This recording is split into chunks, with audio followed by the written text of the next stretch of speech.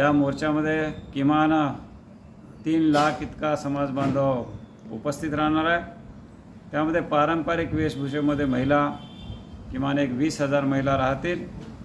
वाजंत्री 500 डफळे, 200 भजन मंडळी आणि किमान 2 लाख बंजारा बांधव समाज बांधव या ठिकाणी नांदेड जिल्हा असेल, मराठवाडा आहे, विदर्भ आहे आणि तेलंगणा आहे आणि कर्नाटक आहे, या ठिकाणीसुद्धा मोठ्या प्रमाणामध्ये समाज बांधव येत आहेत। उद्या अति भव्य स्वरूपाची अति दिव्य स्वरूपाची अशी ही महारॅली आपण आयोजित केलेली आहे।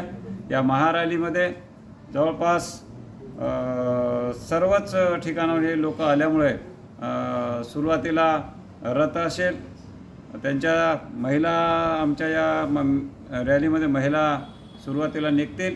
त्यानंतर युवक फेडरेशन जे आमचं आहे, विद्यार्थी आघाडी आमची महिलांची, ती एक आपण स्थापन केली, ती राहणार आहे।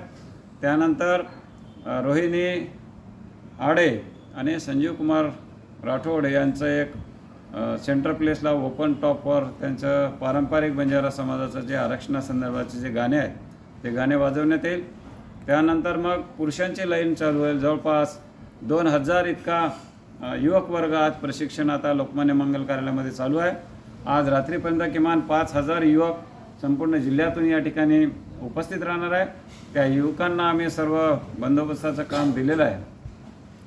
प्रचंड मोठ्या ताकदीने या ठिकाणी गाडी मोटरसायकल्स या ठिकाणी येत आहे। किमान 8 ते 9,000 चारचाकी वाहनं, 1000 ते 2000 ट्रॅक्टर ट्रक या ठिकाणी येणार आहेत आणि 30 ते 35,000 इतके मोटरसायकल्स या ठिकाणी येणार आहेत संपूर्ण जिल्ह्यातून, असा आमचा अंदाज आहे।